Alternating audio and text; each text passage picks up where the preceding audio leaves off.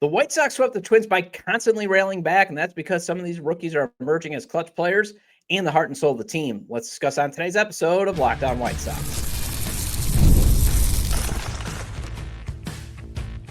You are Locked On White Sox, your daily Chicago White Sox podcast. Part of the Locked On Podcast Network, your team every day.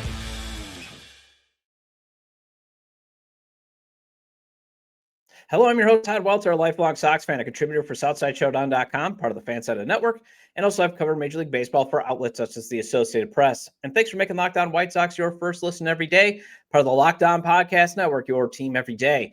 Make sure to hit the like button on today's episode. Subscribe to the YouTube channel at Locked On White Sox if you've not done so already. Additionally, follow or subscribe to the show wherever you get your podcasts. Well, the White Sox fought back in every game of their four-game sweep of the Twins.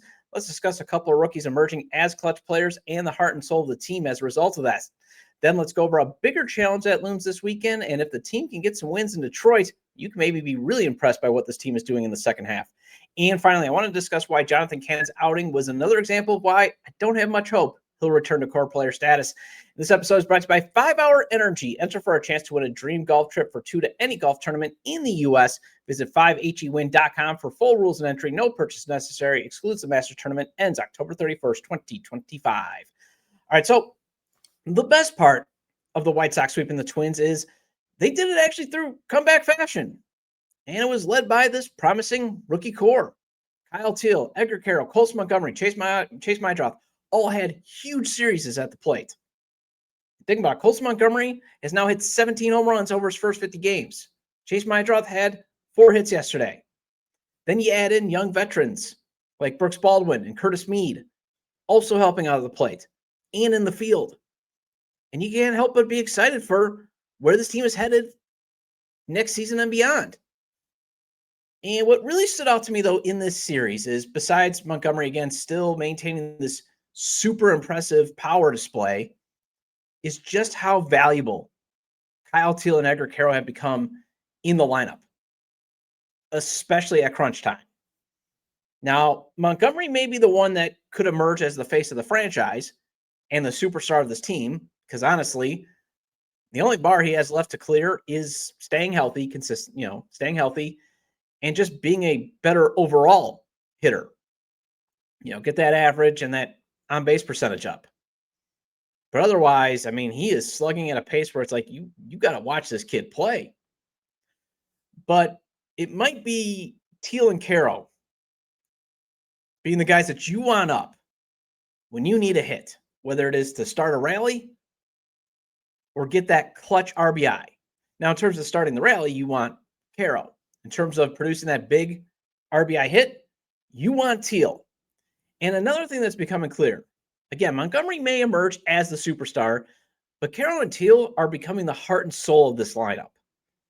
With then Maedroth, Baldwin, Lenyn Sosa, Miguel Vargas. And I mean, Curtis Mead is showing that he could be joining them because he had a hit in each game, starting to become those solid supporting bats that you need. And maybe if Luis Robert Jr. doesn't get off to a slow start, which he always does, but maybe hits well in May and June, you've got a very competitive lineup potentially next year. But think about this. A heart and soul of the lineup has emerged in Teel and Quero, especially that was definitely evident in this series against the Twins. They went a combined 11 for 28 with 3 home runs, 3 doubles, and 6 RBI. Now, when it comes to, again, starting the rally, I think it's Quero that proved like, hey, this is the guy that if we got to get a guy on base, especially with this hitting approach, Quero could come through with that, getting that hit. You don't have Wednesday night's 9th inning comeback victory without him blasting a single to start it. Now, obviously, Corey Lee came in as the pinch runner, but you don't have that rally starting if Quero doesn't get on base. And then he doubled on Thursday in the 3rd inning to set up the first run of the game. He eventually scores. Then in the 7th, he adds another single after Michael A. Taylor leads off the inning with a hit. And that sets up Teal's 3-run blast to tie the game up at 7. And that is why, in this series, Teel has shown when you need a guy that you want to have a huge RBI hit, it's Kyle Teel. And shout out to Jordan Lazowski. He'll be on the show on Tuesday, actually, for being the muse of this segment, for pointing that out. But, these guys are like, those are like your heart and soul guys then, that you need those guys to produce those big clutch hits when you need it, when you need that boost. Now, this is where, again, Quero and Teel are going to differ in terms of hitting with runners in scoring position. In terms of the overall, how you categorize hitting with runners in scoring position, Quero actually has a respectable average, 282, and that's where I still think average matters, the most. I mean, runners in scoring position, you just want to hit. If it's a home run, awesome. If it's a single that drives in a run, awesome. Double, triple, just get me a hit. But in those high leverage situations, he's got a 211 average as opposed to a 314 average in medium leverage situations. And his average with runners in scoring position and 2 outs, 190. So he's got to definitely get better in those really tight situations. But when it comes to, just you need that hit, he's been giving it, so obviously the next hurdle he needs to clear towards becoming a bona fide like superstar player is hitting more, hitting better in these crunch situations that I just pointed out, and also obviously just driving the ball more. But Teel, his traditional RISP average is 413. And if it's a high leverage situation, 391 in a 330 average with RISP and 2 outs. Now, obviously, it's still a small sample size for both, but you're starting to see the value in the margins that these two are capable of providing. Because again, that's why a lot of this stuff matters is you're trying to win in the margins because, even since the team doesn't spend money and plays like a small market team, you got to find ways to then win in the margins, like getting guys that hit with runners in scoring position. Although every team, even the Dodgers, want those guys. But finding ways to produce with runners in scoring position and 2 outs. Finding ways to come up with the big home run. And even the Dodgers, they're always looking to win in the margins. What free agent money does for you is it allows you to have a larger margin for error. But it still doesn't mean the Dodgers aren't looking for guys that, can hit lefties, that is one thing Teel has to improve on. But, they're looking for guys with those OPSs over 750 to 800. Now, money obviously makes you afford them more of those guys, but that's what they're looking for. Again, that's what WAR calculates. How can these guys help you in the margins? Because that's where games can be decided. A few hits here and there, that type of stuff. But if you think about how far the White Sox have come this season. At the start, they didn't have any clutch hitters. And now, 2 of them are starting to emerge. Well, there is a new challenge ahead, though, for our young White Sox. It is facing the division-leading Tigers in Detroit this weekend. And let's discuss how you can actually be impressed with the team's second half if they can actually pull off some wins there. And let's discuss that after the break.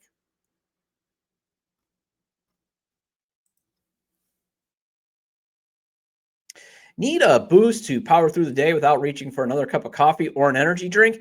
That's where Zippix caffeine toothpicks come in. Instead of the crash you get from sugary drinks, Zippix gives you a clean, convenient burst of caffeine anytime, anywhere. And if you're looking for that nicotine satisfaction, they've got Zippix nicotine toothpicks as well. They're pocket sized and discreet, so you can take them anywhere. And, I do need to shut down on my pop intake, and probably I should cut down a little bit on the coffee that I drink. And I think these babies could help me out in that area. The flavors are legit too, like peppermint, watermelon ice, and spearmint. So it's not just energy. It actually tastes good. So you ready to try them? Go to zippixtoothpicks.com and use promo code LOCKEDON for 10% off your first order. That's zippixtoothpicks.com, promo code LOCKEDON. Zippix Toothpicks, energy and focus anytime you need it.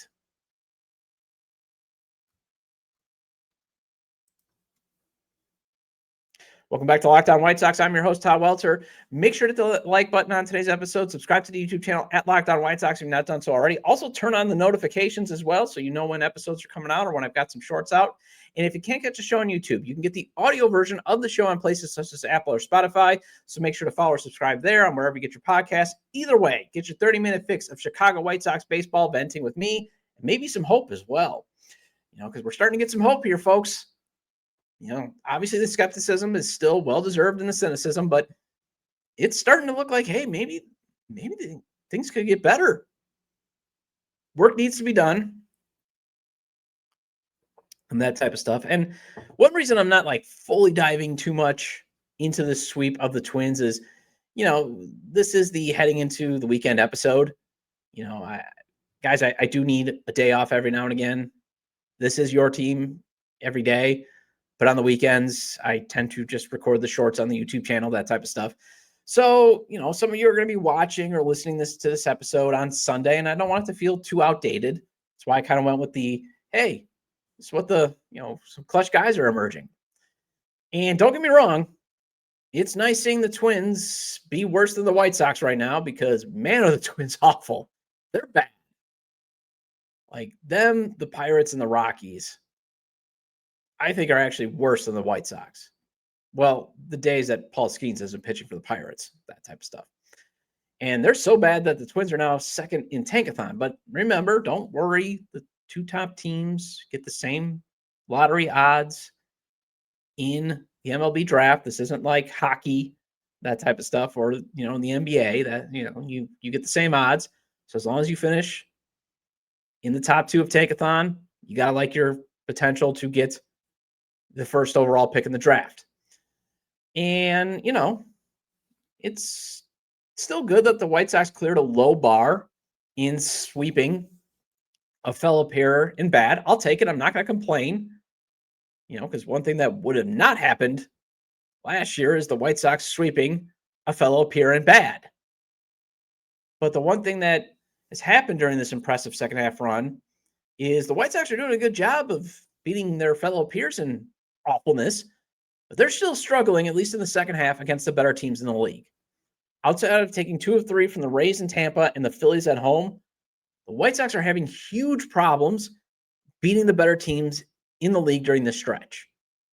And that is why I would be more impressed with how they're playing right now, and even more encouraged if the Sox could go to Detroit and get a series victory over the division leaders. Hey, let's delay the Tigers wrapping up the division by a few days. The Tigers' magic number is 13, by the way. So obviously it's not going to happen over the weekend. They're not going to be celebrating like they did last year when they won the wild card on that Friday and sent the White Sox to the historic 121 losses. That's not going to happen, but their magic number is 13. Hey, why not keep it at 13? Go for the sweep. Let's dare to dream. But if anything, maybe have their magic number down to 12. Make it hard. Be annoying. Because while the second half run that they've been on has been great, and the White Sox, I believe, have one second half loss less than the Tigers. I mean, the Tigers, they're not having a great second half. This is the opposite of what they were going through last year. I think the Tigers are only like a game better in the second half than the White Sox. Like the Dodgers are struggling, when you look at that type of stuff. But the Sox are also not making it hard for these playoff contenders. I mean, think about it. After the All-Star break, if I'm looking at it, or at least the second half of the season, Cubs took 2 of 3. Mariners swept the White Sox in Seattle. Tigers took 2 of 3 at Wright Field. Royals win 5 of 6. Yankees, they take 3 of 4. So the other reason why you might want to see the White Sox go to Detroit, even though, again, I keep saying wins and losses don't matter. Development does. Although learning how to win is a good thing. If you're on the let's avoid 100 losses bus, the White Sox are going to have to beat some teams over 500 this late in the season to get there. And they still got to play Tampa again. They got to play San Diego. They got to go to New York. And they got this series. And don't think for a second that Cleveland, which is still 2 games under 500, sort of still hovering in the race. They're sort of there. Don't think they're looking at the series next week as a possible way to say, hey, we can climb back into this thing. So you want to see some real progress? Start being a thorn in the side of these contenders. And, keep it difficult for them to try to whittle down their magic numbers, whether it's for the division or for a wild card spot. And that's the other thing. Show that beating the Twins isn't the only team that you can beat in the division, because they've beaten the Twins 8 times. They only beat the Royals 3. They've only beaten the Guardians 2. And if Detroit, if I got it off the top of my head right, again, it's, I think, 3 games. So it's like you got to try to, again, establish and let the division know, like, hey, we've got this young core. We want to climb up the standings. We're not going to make it easy for you. And take this as, hey, this team is coming, because they're looking at this as, I guarantee you the Tigers are looking at this as saying, hey, this is a great way to get our magic number down to 10. And hey, if the Royals lose over the weekend, they get swept, you're taking that number down, if I do my math correctly, almost all the way down to 7. Like you're getting close to clinching the division. Instead, take the opportunity and say, you know what? We're not rolling over for you. We're not your get-right team. I mean, that is one thing that you want to see.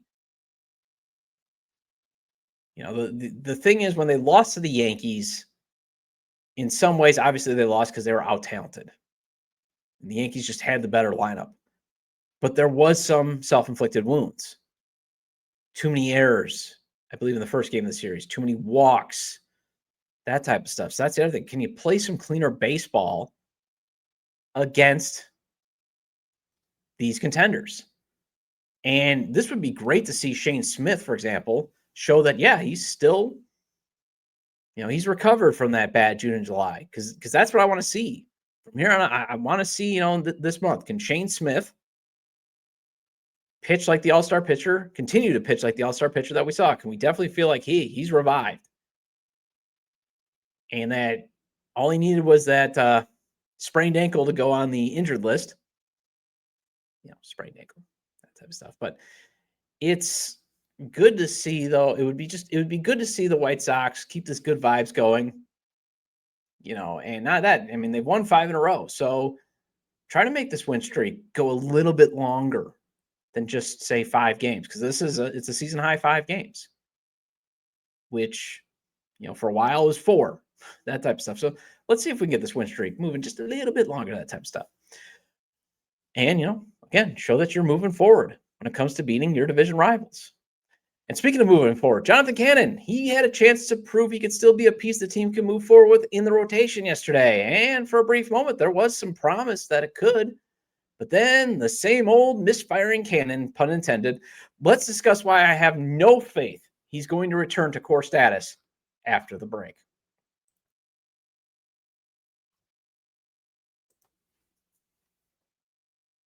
Time to fuel up and turn it up with 5-Hour Energy Transfusion. This grape, ginger, and lime flavored shot brings the iconic taste of a golf course favorite to a non-alcoholic boost. Perfect for sinking birdies or making memories with friends. It's a hole-in-one on your energy game. And whether you're out on the course or just need a little extra push to power through your day, 5-Hour Energy Transfusion delivers a clubhouse favorite flavor you love without ever leaving the green. And I know I could have used a 5-Hour Energy Transfusion back in the day when my buddy and I thought we could walk 18 as teenagers, because we believed we were getting this great deal to walk this course for 18. And hey, you could carry your bags too. And we're like, $25? Yeah, we could do that. Wrong. It was a long course to walk, and we were dragging on the back 9. Golf is all about good times with good people and good flavors. The grape, ginger, lime flavor of 5-Hour Energy Transfusion gives you the best parts of your clubhouse go-to without leaving the course or chasing down the bev cart. And now you can amp up the fun even more. Just buy, snap, and enter for a chance to win a dream golf trip for 2 to any golf tournament in the USA. Tee up that trip. Visit 5hewin.com for full rules and entry. No purchase necessary. Excludes the Masters Tournament ends October 31st, 2025.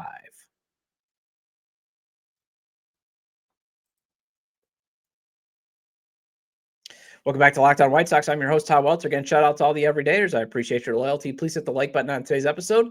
Recommend to your fellow Sox fans or baseball fans, friends, to subscribe to the YouTube channel at Locked On White Sox, wherever they get their podcast, as this show's available on all major podcast platforms. Hope you all have a good, fun weekend ahead.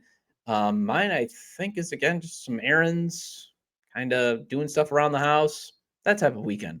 So hopefully your weekend is much more exciting than mine. And NFL football starts on Sunday officially, like the full slate. Obviously, you had the debut of the NFL season last night, but that was an island game. This is the full slate on Sunday. I think I'm also going to watch some college football, and I'm definitely going to watch your Chicago White Sox. So that way, you don't have to if you still don't want to right now. Well, I talked about it on Thursday's show that I was not a huge fan of Jonathan Cannon getting recalled over Sean Burke and Shane Murphy. And I should probably put it more like, Murphy, because Burke pitched for AAA Charlotte on Wednesday night, so he wouldn't have been available for Thursday's game. And for a brief moment, I did look like I was going to be loud wrong, as Cannon's stuff looked pretty good entering in the second inning, because he got spotted a opener with Fraser Ellard, and his changeup actually looked like a wipeout pitch. I mean, he looked like he had a finishing move pitch. And that was something worthy of being put on Pitching Ninja. But then the struggling, not really having any special pitches showed up in the fourth inning, and it was just another reminder of why Cannon should just be dropped from core status. And because he was charged with what we've been used to seeing the past couple of starts. 5 earned runs, huge inning where his pitch count just gets absolutely racketed up.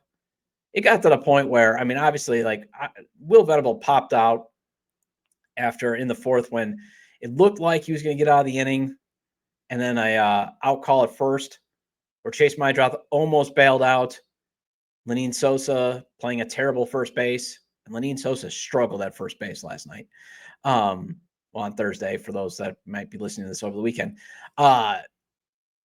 gets overturned, and there's Will Venable just popped out, and you could tell he had the look of, I'm not dealing with this guy. We're not doing this again. I'm not going to have him pitch out of this. He's just here because he's one of the few arms that still has some mileage left. Although going to Tyler Alexander, why is Tyler Alexander still on this team? Why is Tyler Gilbert back on this team? That type of stuff. Now, it was also disappointing because the changeup that Cannon had, that it sounds like he's been working on in Charlotte, looked lethal in the third inning. But in the fourth, it just wasn't special. And that's the problem for him. None of his stuff has been particularly special or amazing. At least this season, it hasn't. And if he's not locating precisely to get ground balls, he's getting hit, and he's getting hit hard. He's becoming basically a command guy, because again, he throws in the, I think his cutter and his fastball's at 93, which is today's day and age decent. It's not great. So he's got to be a guy, because he doesn't have really a wipeout pitch. He's got to be a ground ball pitcher, weak contact. And he's not getting weak contact right now. Hitters have a 10% barrel percentage on him. That's a good barrel percentage for opposing hitters. And he's got a poor hard hit percentage per Baseball Savant, 44.9. In fact, if you go to his Baseball Savant page, everything is poor. Every metric that they rank, poor, poor, poor, poor, poor. And why that's disappointing too is the barrel percentage last year was 7.3, and the hard hit percentage was 36.3%. So he's regressing, and he's regressing at an alarming rate. He went from last season, hitters having an expected batting average of 258 to 285 this season. And the expected slug, 411, still isn't great, but it's okay, to 492. Basically, opposing hitters are expected to tee off on this dude. And one of the reasons he is getting worse is in part because hitters know getting strike three is hard for him. He just doesn't have that stone cold stunner pitch. And they know if I sit, he's going to eventually make a mistake that I can not only hit, I can crush. and I can square it up and pound it out. I mean, for a guy that needs weak contact and ground balls, in terms of his ground ball percentage, he has a poor 38.3%. It's not going to cut it. And you just look at the data and the eye test. You put those two together, and you're seeing a regressing pitcher. Now, maybe he needs more time at AAA to really work on that changeup, to harness that as his finishing move pitch. But to me, I think he also needs to get back to finding a way to throw his sweeper and his sinker for strikes more. I mean, because those were his bread and butter pitchers last year when he was looking like a promising pitcher. I mean, he had a 28.2 whiff rate on that sweeper last year. But why he's getting a 20% whiff rate this year is I think the adjustment has been made when lineups realize, man, he throws his sweeper outside of the zone a lot. And I know in a way that's what it is intended to do. And it's more of an east-west pitch, that type of stuff. But it's just, you can still try to throw it for some strikes. And he's not. He's still trying to throw it outside of the zone, outside of the zone, outside of the zone, outside of the zone. And think about this too, where his sweeper has no longer become special. Hitters are hitting 310 when he throws a sweeper when they make contact. Last year was 255. And just with more promising arms at this point, the only path that I really see for Cannon to get back to core status is maybe in a long relief swingman role. But then if you're in that role, you can't have innings like he did in the fourth. Otherwise, you're Bryce Wilson, who just got DFA'd again by your Chicago White Sox. Well, that wraps up this edition of Locked On White Sox. But before I go, it's another big moment on Locked On. College football fans, Locked On and Fire TV present College Football Kickoff, your ultimate college football weekly preview. Drake Toll of Locked On Big 12 leads the conversation alongside two-time AP Coach of the Year Gary Patterson, former college star Jesse Holley, and Locked On's local experts. A college football preview only Locked On can do. Catch College Football Kickoff every Thursday throughout the season, only on Fire TV. And I'll be back on Monday with my weekly Minor League Monday report. Feel free to leave comments about today's discussion regarding who has emerged as clutch hitters in the heart and soul of the team, showing something against the Tigers this weekend, and Cannon dropping from core status with possibly ever not regaining it. You can leave them at the episode page on YouTube, X, formerly Twitter, at Todd J. Dub, or at Locked On Sox, or you can email me at lockedonwhitesox@gmail.com. Have a great day, have a great weekend, and I will talk to you Monday.